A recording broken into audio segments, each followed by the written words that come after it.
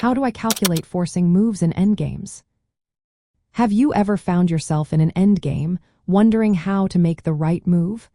Calculating forcing moves can be the key to turning the tide in your favor. Let's break down how to approach this essential skill. First, let's clarify what a forcing move is. A forcing move is one that limits your opponent's options. It often involves creating threats or attacking pieces. In endgames, these moves are especially important because they can push your opponent into a losing position. Next, familiarize yourself with some key endgame positions. Knowing basic setups like king and pawn versus king, rook and pawn versus rook, and bishop and pawn versus bishop can help you understand what you are aiming for in your calculations. Now, let's talk about how to actually calculate these forcing moves. Start by looking for checks, captures, and threats. These are the most forcing moves because they usually restrict your opponent's responses. In endgames, focus on moves that can force your opponent to make a bad move or leave them with no good options.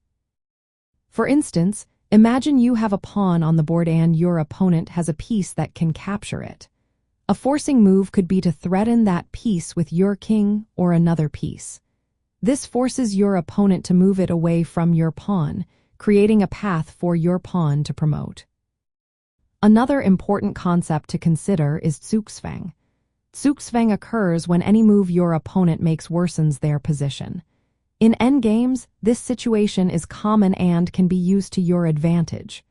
By making forcing moves, you can put your opponent in a Zugzwang position.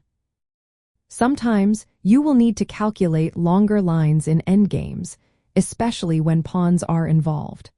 Understanding how to promote pawns or create passed pawns can lead to winning positions. To improve your ability to calculate forcing moves, practice analyzing different positions. Study known endgames and try to visualize the outcomes of various moves. This practice will help you develop a sense of which moves are most likely to succeed in different scenarios. By understanding these principles and practicing regularly, you can enhance your calculation skills in endgames. This will not only help you win more games but also make your endgame play more enjoyable. So, the next time you find yourself in an endgame, remember these strategies for calculating forcing moves.